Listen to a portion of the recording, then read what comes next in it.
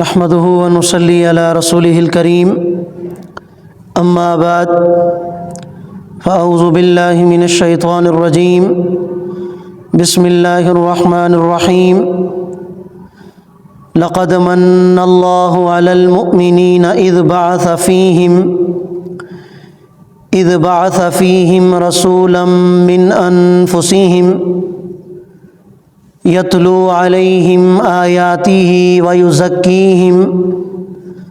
ويعلمهم الكتاب والحكمة وإن كانوا من قبل لفي ضلال مبين. وقال الله تبارك وتعالى ثم لتسألن يومئذ عن النعيم. سبحان ربك رب العزة عما يصفون وسلام على المرسلين والحمد لله رب العالمين.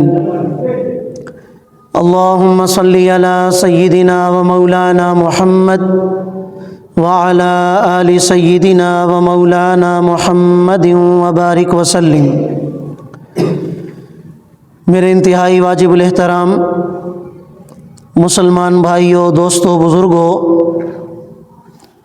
سورۃ آل عمران کی آیت نمبر 164 آپ حضرات کے سامنے تلاوت کی ہے. اس آیت کریمہ میں اللہ رب العالمین نے اس عظیم انعام کا ذکر فرمایا ہے کہ جو انعام اللہ رب العالمین نے اہل ایمان پر کیا ہے. یوں تو اگر انسان دیکھے تو انسان کی پوری زندگی میں انسان کے اپنے وجود کے اندر اور ارد گرد زمین و آسمان کے اندر پھیلے ہوئے بے شمار انعامات اور احسانات ہیں اللہ تعالیٰ کی طرف سے. پر اللہ تعالیٰ نے کوئی احسان جتلایا نہیں، لیکن صرف نبی کریم صلی اللہ علیہ وسلم کی مبارک بعثت اور آپ علیہ الصلاۃ والسلام کو نبی بنا کر دنیا میں بھیجنا، یہ وہ عظیم احسان ہے جس کا احسان اللہ رب العالمین نے اس آیت کریمہ میں جتلایا ہے. اور یہ بات ذہن میں رکھیں کہ دو انعامات ایسے ہیں کہ جو اللہ کریم نے اہل ایمان پر کیے، اور وہ سب سے عظیم ترین انعامات اور احسانات ہیں. ان میں سب سے پہلا انعام وہ نبی کریم صلی اللہ علیہ وسلم کی ذات مبارکہ ہے، اور دوسرا انعام نبی کریم صلی اللہ علیہ وسلم پر نازل ہونے والی کتاب قرآن مجید ہے. اور قرآن کریم ہی کے اندر سورۃ التکاثر میں اللہ رب العالمین ارشاد فرماتے ہیں ثم لتسألن یومئذ عن النعیم، کہ کل کو قیامت کا دن ہوگا اور تمہارے اوپر جتنے بھی انعامات دنیا میں کیے گئے ان انعامات کا تم سے حساب و کتاب لیا جائے گا. حتیٰ کہ ایک حدیث پاک کے اندر نبی کریم صلی اللہ علیہ وسلم نے ارشاد فرمایا کہ دنیا کی زندگی میں تمہیں پینے کے لیے جو ٹھنڈا پانی میسر ہوتا ہے، اس ٹھنڈے پانی کے بارے میں بھی کل کو قیامت کے دن حساب و کتاب ہوگا. تو دنیا کے اندر انسان جتنی بھی نعمتیں استعمال کرتا ہے ان نعمتوں کا حساب و کتاب کل کو قیامت کے دن دینا پڑے گا. اور میں نے عرض کیا کہ سب سے بڑی نعمت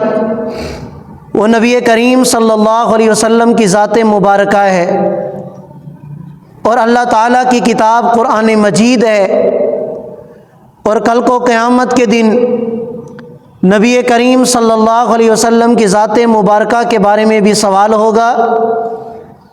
اور قرآن مجید کے بارے میں بھی سوال کیا جائے گا. اب اللہ کریم نے جو اس مبارک آیت کریمہ میں نبی کریم صلی اللہ علیہ وسلم کے بارے میں یہ بات ارشاد فرمائی کہ یہ میرا تمہارے اوپر بہت بڑا احسان ہے، اس کی وجہ کیا ہے؟ تو قرآن کریم کے اندر اللہ رب العالمین ارشاد فرماتے ہیں اذ اخذ اللہ میثاق النبیین، کہ اس وقت کو یاد کرو کہ جب اللہ تعالیٰ نے تمام انبیاء علیہم الصلاۃ والسلام سے ایک وعدہ لیا تھا، اور وہ وعدہ کیا تھا؟ لما آتیتکم من کتاب و حکمہ، کہ میں تمہیں شریعت بھی عطا کروں گا، کتاب بھی عطا کروں گا، ثم جاءکم رسول، اور اگر تمہارے زمانے میں میرا آخری پیغمبر حضرت محمد صلی اللہ علیہ وسلم تشریف لے آئے تو اے پیغمبروں اور اے انبیاء علیہم الصلاۃ والسلام، تمہاری یہ ذمہ داری ہے لتؤمنن بہ ولتنصرنہ، کہ تم نے اس آخری پیغمبر پر ایمان لانا ہے۔ اگر تمہارے زمانے میں وہ نبی آ جاتا ہے تو وہ اتنا عظیم نبی ہے کہ جب وہ نبی آ جائے گا، اس نبی کی نبوت کا آغاز ہو جائے گا، تو پھر تم سارے کے سارے اس کے امتی بن جاؤ گے، تم سب نے اپنے آپ کو اس کا امتی بنا لینا ہے۔ اب دیکھیں حضرت آدم علیہ الصلاۃ والسلام سے لے کر حضرت عیسیٰ علیہ الصلاۃ والسلام تک 1,24,000 کم و بیش پیغمبر تشریف لائے، اور اللہ تعالیٰ نے ہمارے پیغمبر محمد الرسول اللہ صلی اللہ علیہ وسلم کو کیا شان عطا فرمائی ہے کہ ان تمام انبیاء کو یہ حکم دیا گیا کہ جب نبی علیہ الصلاۃ والسلام تشریف لائیں گے تو تم نے ان پر ایمان لانا ہے، دین کو پھیلانے میں ان کی مدد کرنی ہے، اور اپنے آپ کو ان کا امتی بنا دینا ہے۔ اب حضرت ابراہیم علیہ الصلاۃ والسلام جیسے جلیل القدر پیغمبر کہ جن کے بارے میں اللہ کا قرآن ہمیں بتاتا ہے انی جاعلک للناس اماما، اے ابراہیم ہم نے تمہیں سارے انسانوں کا امام بنا دیا۔ اب اس امام کو بھی یہ حکم دیا جا رہا ہے کہ جب اللہ کے آخری پیغمبر تشریف لائیں گے تو آپ نے بھی اس آخری پیغمبر پر ایمان لانا ہے۔ آپ علیہ الصلاۃ والسلام کی شان تو یہ تھی، اور صرف یہ نہیں کہ آپ علیہ الصلاۃ والسلام، بلکہ جو بھی انسان نبی علیہ الصلاۃ والسلام کے ساتھ جڑ جاتا ہے، آپ کے طریقے کو، آپ کی سنت کو اپنا لیتا ہے، اللہ تعالیٰ نے اس کی شان بھی قرآن کریم میں بیان فرمائی ہے۔ فرمایا کہ اگر تم میرے پیغمبر کا اتباع کرو گے، میرے پیغمبر کے بتائے ہوئے طریقے کے مطابق زندگی گزارو گے تو میں رب کریم تمہیں اپنا محبوب بنا لوں گا۔ آپ حضرات سنتے رہتے ہیں کہ صحابہ کرام نے آپ علیہ الصلاۃ والسلام کی اتباع کی، صحابہ کرام نے آپ علیہ الصلاۃ والسلام کی سنت کے مطابق زندگی گزاری، اللہ تعالیٰ نے دنیا کی زندگی میں جنت کا اعلان فرما دیا، اپنی رضا کا اعلان فرما دیا۔ اور صرف یہ نہیں بلکہ آپ علیہ الصلاۃ والسلام کے جو صحابہ تھے، ان صحابہ کا تذکرہ آپ کو تورات اور انجیل کے اندر بھی ملے گا۔ جیسے آپ علیہ الصلاۃ والسلام کے تذکرے اور آپ کی صفات تورات انجیل میں موجود ہیں، تو صحابہ کرام کے بھی اوصاف اللہ تعالیٰ نے تورات اور انجیل میں بیان فرما دیے۔ چنانچہ روایات کے اندر آتا ہے حضرت ابوبکر صدیق رضی اللہ تعالیٰ عنہ کے بارے میں کہ یہ چونکہ تجارت کاروبار کیا کرتے تھے، تو ایک دن یہ سفر کے لیے نکلے، تو وہاں جاتے جاتے ان کی ملاقات ہوئی ایک یہودی عالم سے، اور جب یہ ان کی ملاقات ہوئی اس وقت آپ علیہ الصلاۃ والسلام کی بعثت نہیں ہوئی تھی، آپ علیہ الصلاۃ والسلام کو ابھی تک نبوت نہیں ملی تھی، تو ایک یہودی عالم کے ساتھ ملاقات ہوئی، اور سب سے پہلے اس نے سوال کیا مسمک، اے ابو بکر تیرا نام کیا ہے؟ تو انہوں نے جواب میں کہا کہ میرا نام عبداللہ ہے۔ مسمو ابیک، آپ کے والد کا نام کیا ہے؟ تو انہوں نے جواب میں ارشاد فرمایا کہ ابو قحافہ۔ پھر انہوں نے سوال کیا مسمو امک، آپ کی والدہ کا نام کیا ہے؟ تو انہوں نے جواب میں ارشاد فرمایا کہ میری والدہ کا نام ام الخیر ہے۔ پھر اس نے سوال کیا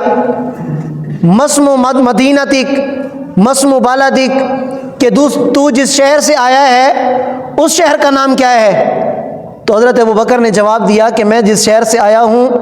وہ اس شہر کا نام ہے مکہ۔ تو اس نے کہا کہ الحمدللہ۔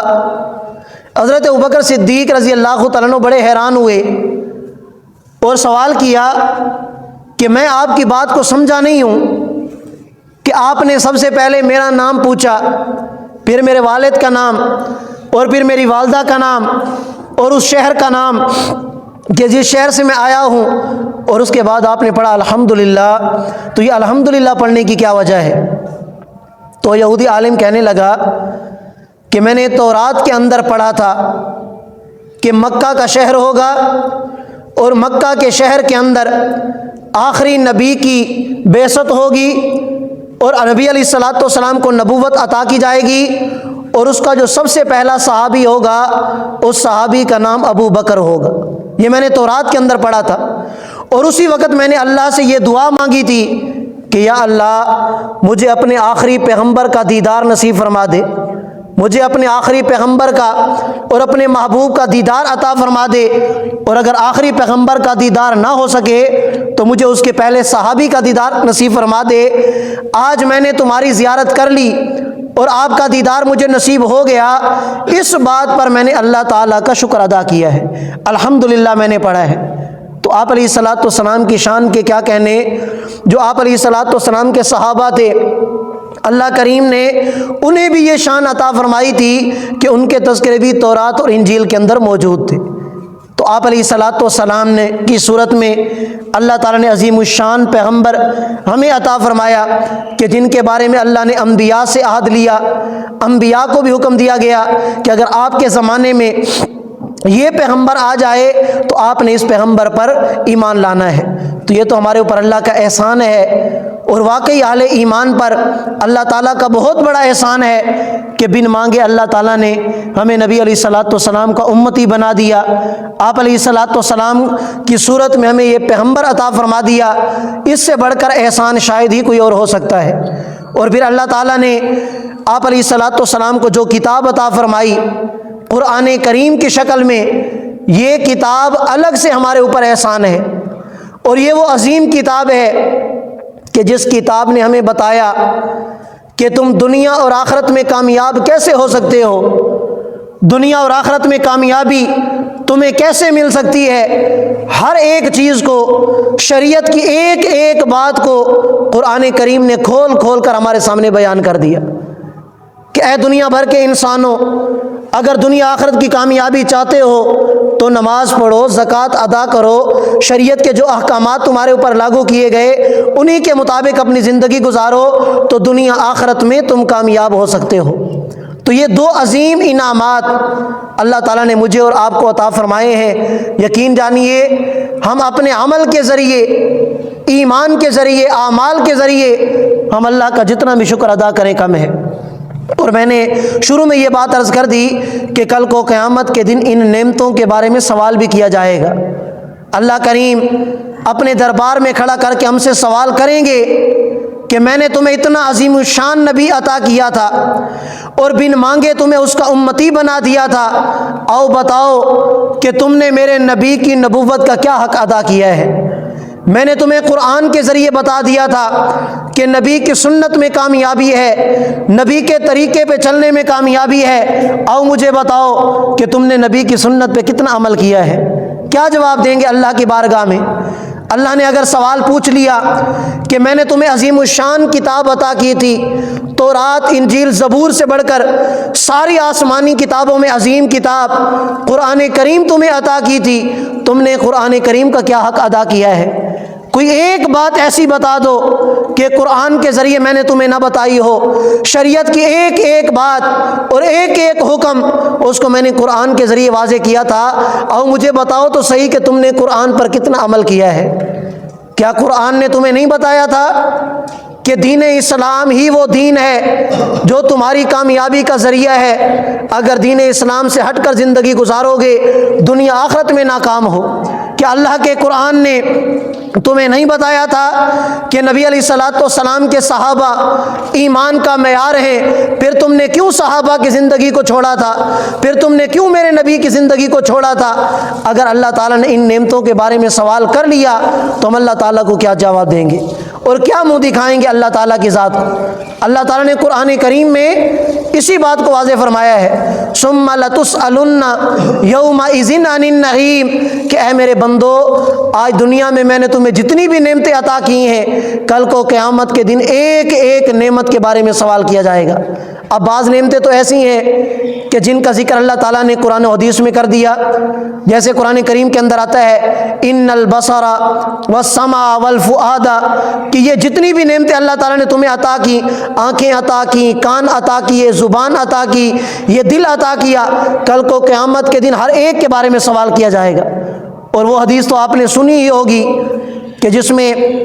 آپ علیہ الصلوۃ والسلام ارشاد فرماتے ہیں کہ کل کو قیامت کا دن ہوگا اور کوئی آدمی اس وقت تک اپنی جگہ سے نہیں ہل سکتا جب تک وہ 5 چیزوں کا اور 5 نعمتوں کا اللہ تعالیٰ کو جواب نہ دے دے۔ سب سے پہلے اللہ تعالیٰ سوال فرمائیں گے کہ میں نے تمہیں یہ زندگی عطا کی تھی، میں نے تمہیں یہ عمر عطا کی تھی، آؤ مجھے بتاؤ کہ تم نے اپنی زندگی کن کاموں میں خرچ کی ہے اور تم نے اپنی عمر کن کاموں میں لگائی ہے اور کون کون سے تم نے نیک اعمال کیے ہیں۔ اور دوسرا سوال اللہ تعالیٰ کی طرف سے وہ جوانی والی نعمت کا ہوگا، میرے بندے مجھے بتا، میں نے تمہیں جوانی عطا کی تھی، شباب عطا کیا تھا اور ہر عضو کو تمہیں طاقت بخشی تھی، آؤ مجھے بتاؤ کہ تم نے اپنی جوانی کہاں خرچ کی اور اپنی جوانی کو کن کاموں میں تم نے ضائع کیا تھا یا اپنی جوانی کو تم نے قیمتی بنایا تھا۔ اور تیسرا سوال اللہ تعالیٰ کی طرف سے مال و دولت کے بارے میں ہوگا کہ میرے بندے مجھے بتاؤ تم نے مال و دولت کیسے کمایا تھا، حلال طریقے سے یا حرام طریقے سے، جائز طریقے سے یا ناجائز طریقے سے، آؤ مجھے بتاؤ کہ تم نے مال و دولت کیسے کمایا تھا۔ اور چوتھا سوال کہ جو مال و دولت، جو رزق میں نے تمہیں عطا کیا تھا، اس مال و دولت کو تم نے کہاں خرچ کیا تھا، اس رزق کو تم نے کہاں خرچ کیا تھا۔ اور پانچواں سوال اللہ تعالیٰ کی طرف سے اس علم کے بارے میں کیا جائے گا جو علم اللہ تعالیٰ نے ہمیں عطا فرمایا ہے۔ اور یاد رکھیے کہ علم سے مراد صرف وہ علم نہیں کہ جو علماء کے پاس ہے، بلکہ علم سے مراد ہر انسان کو اللہ تعالیٰ نے جو معلومات عطا کی، ہر انسان جانتا ہے نماز ہمارے اوپر فرض ہے، زکوٰۃ ہمارے اوپر فرض ہے، رمضان کے روزے ہمارے اوپر فرض ہیں، جو صاحب استطاعت ہو اس پر حج کرنا فرض ہوتا ہے، باقی اچھے اخلاق کو اپنانا، گناہوں سے اپنے آپ کو بچانا، ہر انسان کو اس کے بارے میں علم ہے۔ تو اللہ تعالیٰ کل کو قیامت کے دن سوال کریں گے میرے بندے تمہارے پاس علم تو تھا، آج مجھے بتاؤ کہ تم نے اس علم پر عمل کتنا کیا تھا۔ اب یہ جتنی بھی نعمتیں اللہ تعالیٰ نے دنیا میں ہمیں عطا فرمائی ہیں، کل کو قیامت کے دن ان نعمتوں کے بارے میں سوال کیا جائے گا۔ اب عقل مند ہے وہ انسان کہ جو دنیا کی زندگی میں موت سے پہلے پہلے اللہ تعالیٰ سے توبہ کرے اور جتنی نعمتیں اللہ تعالیٰ نے ہمیں عطا فرمائی ہیں ان نعمتوں پر اللہ کا شکر ادا کرتے ہوئے اپنی پوری زندگی اللہ تعالیٰ کی عبادت اور نیک اعمال کرنے میں گزار دے۔ اسی میں ہمارے لیے خیر اور بلائی ہے، اسی میں دنیا اور آخرت کی کامیابی ہے۔ اللہ تعالیٰ کی بارگاہ میں دعا گو ہوں کہ اللہ تعالیٰ ہم سب کو سمجھنے اور عمل کرنے کی توفیق عطا فرما دے۔ جزاکم اللہ خیر۔